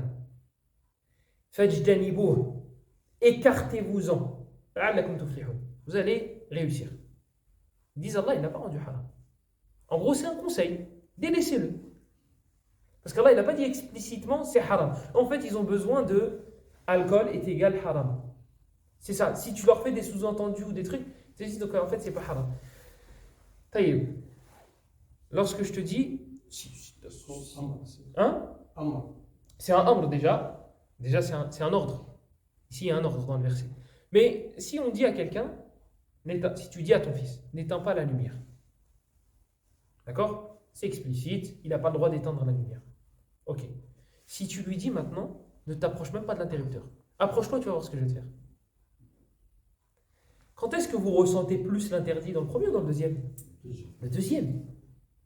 Donc Allah là, il t'a dit ijtanibouh, écartez-vous-en. D'accord, il n'a pas dit ne buvez pas de l'alcool, mais il a dit écartez-vous-en. C'est ablar, c'est encore plus éloquent dans le mourad, dans ce qui est voulu. Il te dit écartez-vous-en. Donc on ne va pas commencer à jouer avec les mots et on va dire vous avez vu ce qu'on a en face de nous? Ce qu'on a en face de nous, c'est ça. C'est des gens qui vont te mettre des doutes dans le Coran, avec des versets du Coran, des gens qui s'habillent comme nous, qui prient comme nous, et qui disent non mais ça c'est pas ça qui est voulu, et ça c'est pas ça qui est voulu, et c'est ça le plus dangereux. C'est les hypocrites. C'est l'interprétation. C'est ça, l'interprétation. Si tu dis délaisse la prière, tu comprends. Voilà. Non, c'est ça. C'est pas fait, non, c'est vrai ou pas? C'est ça. C'est pas fait. Mais même concernant zina, la fornication, comment Allah il l'interdit? Wala taqrabu zina. Et n'approchez pas la fornication. Est-ce qu'il y a un idiot qui va venir et qui va dire mais ça veut dire que c'est pas haram? Wa alaykoum salam wa rahmatullahi wa barakatuh. Alhamdulillah, ça fait longtemps. Est-ce qu'il y a un rabbi, il y a un idiot qui va venir et qui va dire la fornication c'est pas interdit? Eh ben oui, il y en a. Oui, il y en a. Moi j'en connais un personnellement, on apprenait le Baqara ensemble. Wallahi al-Azim, on apprenait le Baqara ensemble. Et il m'a dit, après quelques mois, quelques années, il m'a dit la fornication c'est pas haram. Il m'a dit si les deux sont d'accord, ben, c'est pas haram. Non. En fait, s'ils sont pas d'accord, ça s'appelle un viol. Donc c'est pas la fornication, ça. Ça c'est autre chose. Et il a dit la fornication c'est pas haram. Tant que les deux sont d'accord. Donc si tu me dis de te tuer parce que tu en as marre de la vie, c'est pas haram parce qu'on est tous les deux d'accord. Et ainsi de suite, et on fait tous les autres péchés. Ça, c'est les gens, malheureusement, ils ont l'arabe. Ils ont appris une partie du Coran. Certains d'entre eux, ils ont appris le Coran. Apprenez le Coran, apprenez l'arabe. Il vous faut ces armes-là. Ça, c'est pas du shirk mineur, ça? Ça, c'est de la mécréance. C'est de la mécréance. Pourquoi? Parce que c'est renier quelque chose qui est connu de la religion. Quelqu'un dit l'alcool c'est halal, les boissons enivrantes c'est halal. Celui-là, il a renié quelque chose qui est connu de la religion. Ouais, mais ce qu'il a dit, le mec, ça c'est de la mécréance. C'est de la mécréance. Mineur. Non, majeur. Ah ouais. Majeur. Pourquoi pourquoi c'est de la mécréance majeure? Pourquoi c'est de la mécréance majeure? Parce qu'en fait, c'est comme si tu disais, je sais qu'Allah il l'a rendu haram, moi je dis c'est halal. Et là, tu vas. Maintenant, attention, il y a une différence entre quelqu'un qui fait de la mécréance et le fait de dire qu'il est mécréant. Ça, c'est pas pareil. Ça, c'est pas pareil. C'est comme quelqu'un qui fait une innovation. C'est pas forcément un innovateur. C'est pas pareil. Attention, ça, ce sont des sujets très glissants. C'est des terrains très glissants, pardon. Ce n'est pas parce qu'une personne fait de la mécréance qu'elle est mécréante. Et ce n'est pas parce qu'une personne fait une innovation qu'elle est innovatrice. Non. Pourquoi? Dans le Bukhari et Muslim, un homme a dit à ses enfants, si je meurs, lorsque je mourrai, alors vous brûlerez mes cendres et vous les jetterez. Vous jetterez mes cendres, vous brûlerez mes cendres et vous les jetterez dans la mer. Un jour, il y aura du vent. Parce que si Allah est capable, là, soulignez, surlignez, mettez en gras, est capable, si Allah est capable de me ressusciter, il me châtiera. Allah, il est mort, ses enfants ils ont fait ça. Allah il a dit kun. Il a dit soit. Et l'homme était devant lui. Et il a dit Abdi ma hamalaka ala ma sana'at. Il a dit oh mon serviteur, qu'est-ce qui t'a poussé à faire cela? Il a dit Allah, j'ai eu peur de toi. Et il lui a dit je t'ai pardonné. Ce qu'il a fait, c'est de la mécréance. Mais est-ce qu'il est mécréant? Non, parce que s'il est mécréant, Allah ne le fait pas rentrer au paradis. Il ne fait pas rentrer au paradis. والذي نفسي بيده لا تدخلون الجنة حتى تؤمنوا ولا تؤمنوا حتى تحابوا. En fait, il dit celui qui ne croit pas, il ne rentrera pas. Donc s'il était mécréant, il ne serait pas rentré au paradis. Donc il est musulman. Il a fait de la mécréance. Il a fait de la mécréance. Pourquoi il n'est pas mécréant? Parce qu'il y a des mawani', il y a des choses qui empêchent. Dans Sahih Muslim, peut-être qu'il y a dans Bukhari aussi, je ne sais pas. Il est dans Sahih Muslim, c'est sûr. Le prophète sallallahu alayhi wa sallam donne l'image du croyant qui se repent. Il donne l'image de la joie qu'Allah ressent lorsqu'un serviteur se repent. Il dit, c'est à l'image d'une personne qui est dans un désert, d'accord? Et qui a fait une pause, ou là, et quand il se réveille, sa monture, elle est partie avec sa nourriture. Ça y est, il est dans le désert, il ne peut plus manger, il ne peut plus boire. Il ne peut plus rien faire. Donc qu'est-ce qu'il fait? Il se met sous un arbre et il attend la mort. Il attend la mort. Il s'est endormi, il se réveille, il voit sa monture, avec sa nourriture, etc., etc. Il se réveille, il dit « Ya Allah, anta abdi wa ana rabbuk, min shiddat akhta'a min shiddatil farah » Il s'est trompé tellement il était heureux. Il a dit « Ya Allah, je suis ton Seigneur, tu es mon serviteur. » Ça, c'est le prophète qui dit ce hadith-là. Il dit cet homme-là, il est tellement content qu'il dit ça. Il dit bah voilà, Allah, il est encore plus heureux du repentir de ses serviteurs que cet homme-là lorsqu'il revoit sa monture. Il est mécréant? Il n'est pas mécréant. Pourquoi? Ce qu'il a fait, c'est de la mécréance. On est tous d'accord, c'est de la mécréance. Dire Ya Allah, t'es mon serviteur, je suis ton Seigneur, c'est de la mécréance. Mais regardez, akhta'a min shiddati al-farah. Le prophète, il dit, il s'est trompé car il était tellement heureux. Donc si une émotion elle prend le dessus, la joie, si elle prend le dessus et que tu te trompes par erreur, que tu dis quelque chose par erreur, même si c'est de la mécréance, tu ne seras pas forcément mécréant. Donc attention, il y a la mécréance, il y a le mécréant. C'est pas la même chose. C'est pas, le calcul, il n'est pas si simple que ça. Ah, il a fait de la mécréance, il est mécréant. Cheikh Ibn Uthaymin, rahimahullah, il voit que celui qui lâche la salat, il est mécréant. Et c'est la vie des Hanabila, c'est la vie de l'imam Ahmed. C'est pas la vie des autres. Shafi'i, Abu Hanifa et Malik, ils ne sont pas de cet avis-là. Ahmed, il est de cet avis-là. Ibn Uthaymin, c'était son avis. Ses élèves, ils racontent. Ils disaient qu'il faisait la morale à un élève qui ne priait pas, à une personne qui ne priait pas. Vous croyez vraiment, il lui dit, ah, kafir, oh, mécréant, oh, ça. C'est pas possible. Et la personne, elle va se braquer. Et est-ce qu'il l'a considéré comme mécréante? Pas forcément. Pas forcément. Parce qu'il y a une différence, comme je vous ai dit, entre la mécréance et le mécréant. Donc, ihdina as-sirat al-mustaqim, guide-nous vers un droit chemin. Donc, on a dit, il y a deux types de guidés. Sirat al-ladhina an'amta alayhim, donc le chemin de ceux dont tu as comblé tes bienfaits. Et on a dit, ceux qu'Allah il a comblé de ses bienfaits, c'était les prophètes, les siddiqin. Siddiq, c'est quoi? Véridiques. Les véridiques, les martyrs et les pieux. Donc, ihdina as-sirat al-mustaqim, sirat al-ladhina an'amta alayhim, ghayri al-maghdubi alayhim. Et non ceux qui ont encouru ta colère. En arabe, ici, il a la forme passive. C'est pas tu. C'est pas ta colère. Ghayril maghdubi alayhim, ceux qui ont couru la colère. On pourrait le traduire après comme ça, approximativement comme ça. Ceux qui ont couru la colère. Pourquoi? Alors que juste avant, on a dit an'amta, ce que tu as comblé de tes bienfaits. Lorsqu'on parle du droit chemin, on dit Allah guide-nous sur le droit chemin, le chemin de ceux dont tu as comblé de tes bienfaits. Et lorsqu'on dit juste après ghayril maghdubi alayhim, et non ceux qui ont été qui ont couru la colère, on le met à la forme passive. Parce que la colère, en apparence, ça peut être négatif. En apparence, ça peut être négatif. Et ça peut être positif. Quelqu'un qui ne s'énerve pas, c'est négatif. Il ne s'énerve jamais. Il s'énerve jamais. Le prophète sallallahu alayhi wa sallam, il s'énervait lorsque les interdits étaient transgressés, les interdits d'Allah étaient transgressés, il se mettait en colère. Aïcha disait, personne ne pouvait le calmer. Parce que les interdits d'Allah étaient transgressés. Comme un homme qui avait une bague en or. Le prophète sallallahu alayhi wa sallam, il l'a arraché de son doigt, il l'a enlevé et il l'a jeté par terre.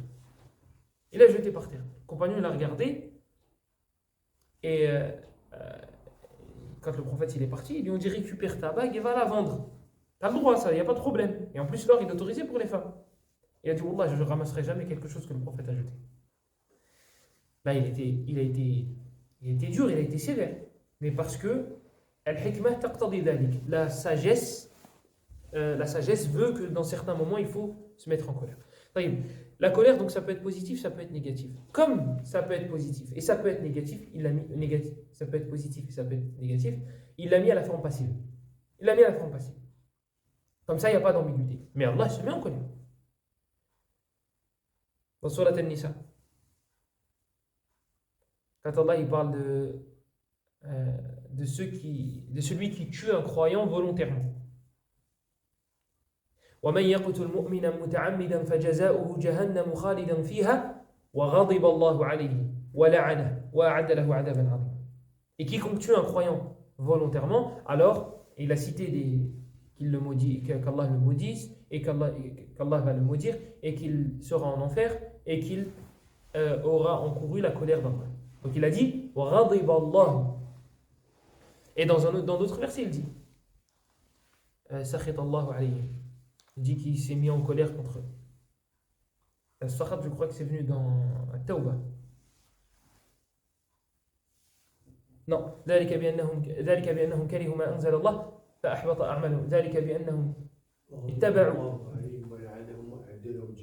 هذا في النساء. هذا في النساء. C'est celui-là de قتل المؤمن المتعمد. Mais il y en a un autre. ذلك بأنهم اتبعوا ما أسخط الله. Ah, c'est celui-là. Mais c'est pas dans Tawbah. نعم. وكرهوا رضوانه. Non, c'est celui-là. C'est celui-là. Mais je ne crois pas que c'est dans Tawbah. Je ne sais pas. C'est pas Tawbah. Donc ici, on a Sakhit Allah. On a Sakhat, on a la colère d'Allah. Donc c'est explicite. C'est explicite. On sait qu'Allah se met en colère. Mais comme ça peut porter à confusion, il a mis à la forme passive. Pareil juste après. Et non les égarés. Pas ce que tu as égaré. Pas ce que tu as égaré. Mais c'est Allah qui guide et qui égare. Mais comme c'est mal vu de dire tu as égaré, eh bien il a mis à la forme passive pareil. Il a mis à la forme passive. Et ça, vous le trouvez dans une sourate que vous connaissez tous. Cette façon de jongler, entre guillemets, entre les deux formes. Comme ça a une apparence négative, il l'a mis à la forme passive. Et quand ça a une apparence positive, il l'a mis à la forme passive. On l'avait déjà dit en plus, donc normalement vous le savez. Là. Après, il faut descendre encore. Le Fajr. فأما الإنسان إذا ما ابتلاه ربه فأكرمه ونعمه فيقول ربي أكرمن. Et le deuxième وأما إذا ما ابتلاه. Il dit pas ربه. Il dit quand son Seigneur l'éprouve فأكرمه. Il l'éprouve mais dans le entre guillemets dans le positif. Dans les choses, il t'éprouve en te donnant beaucoup de bien. Il t'éprouve en te donnant une femme. Ça, ce sont des épreuves. Mais en apparence, elles sont positives. Mais ce sont des épreuves. La richesse, c'est une épreuve. Le fait qu'Allah il t'ait accordé une femme, c'est une épreuve aussi. Il va te questionner sur cette responsabilité. Donc c'est une épreuve. Mais comme en apparence elle est positive, cette épreuve, il a dit, et quand son Seigneur l'éprouve. Et dans le deuxième verset, quand il parle des épreuves qui sont en apparence négatives, il dit et quant à l'humain, lorsqu'il est éprouvé, pas quand son Seigneur l'éprouve, quand il est éprouvé, فقدر عليه رزقه إلى آخره. Vous trouvez aussi dans Surat al-Jinn.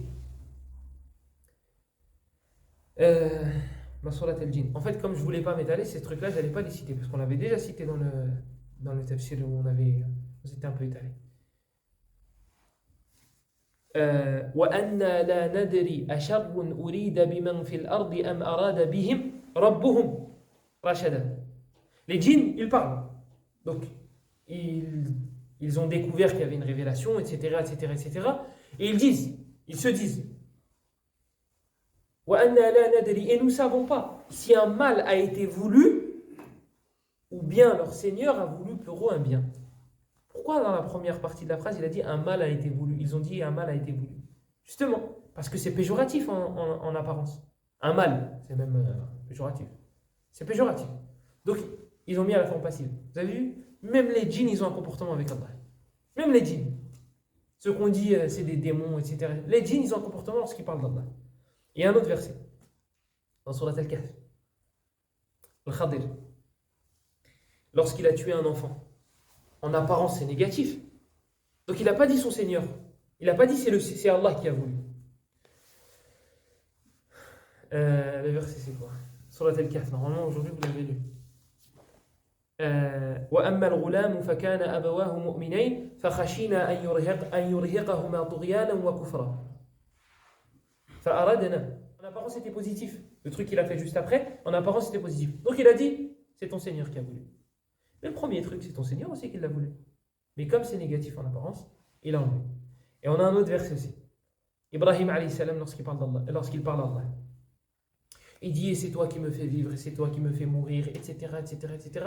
Et lorsqu'il dit, sur la maladie, il dit, وَإِذَا مَرِضْتُ فَهُوَ يَشْفِينِ. Lorsque je tombe malade. Il n'a pas dit lorsque tu me fais tomber malade. C'est Allah qui fait tomber malade.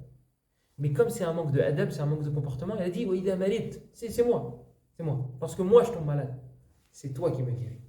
La guérison, elle vient d'Allah. La maladie, elle vient d'Allah. Mais comme c'est mauvais en apparence, il dit c'est moi, lorsque moi je tombe malade. Ça, c'est l'adab dans le khitab. C'est le comportement dans la façon de parler. Dans la façon de parler.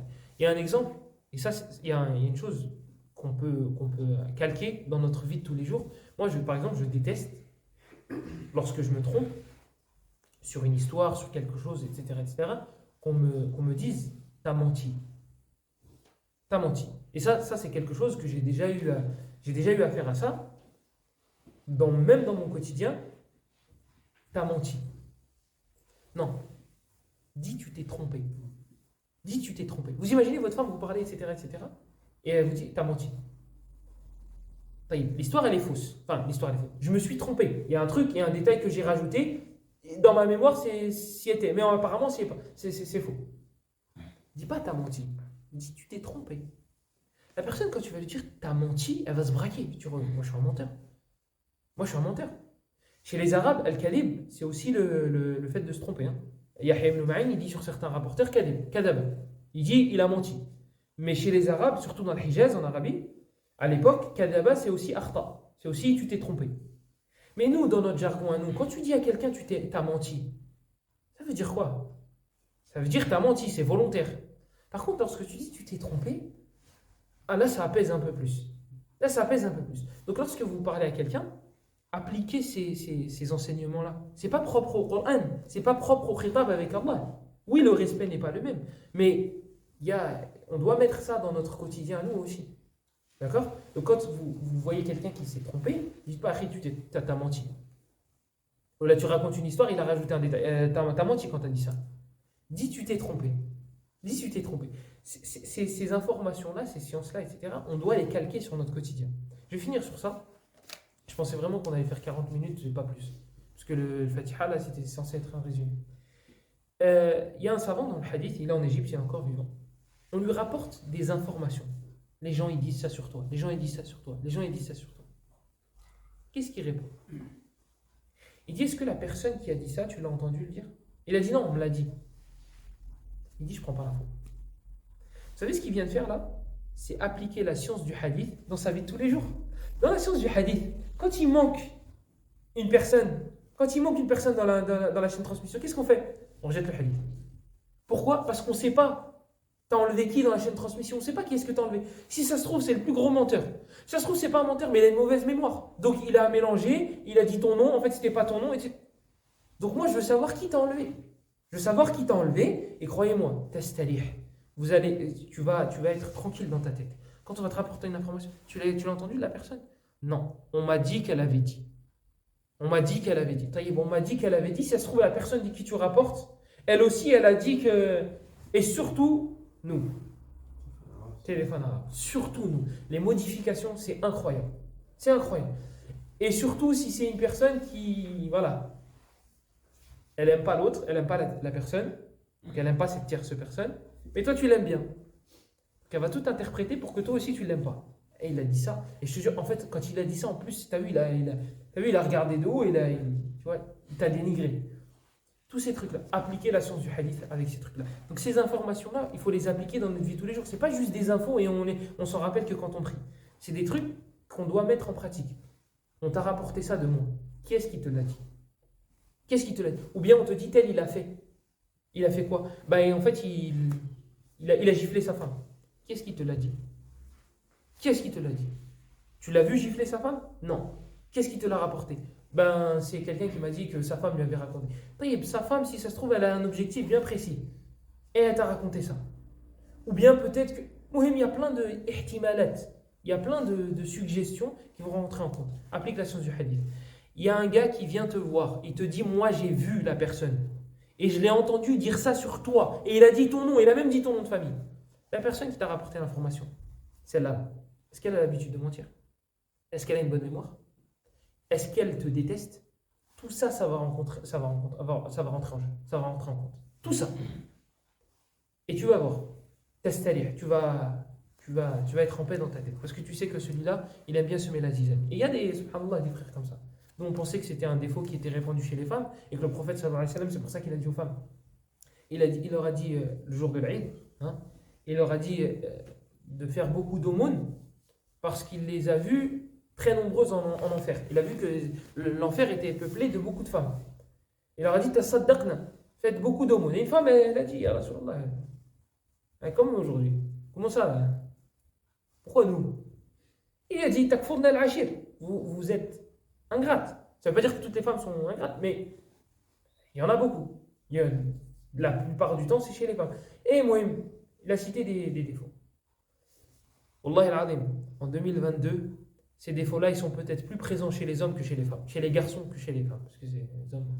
Chez les garçons que chez les femmes. Colporter, semer la zizanie entre les frères, semer la zizanie dans les couples, etc. On les a chez les hommes. On les a chez les hommes. Peut-être même plus que chez les femmes, aujourd'hui. Mais les choses se sont inversées. سبحانك اللهم وبحمدك اشهد ان لا اله الا انت نستغفرك ونتوب اليك وصلى الله وسلم وبارك على نبينا محمد وعلى اله وصحبه اجمعين وبارك الله فيكم.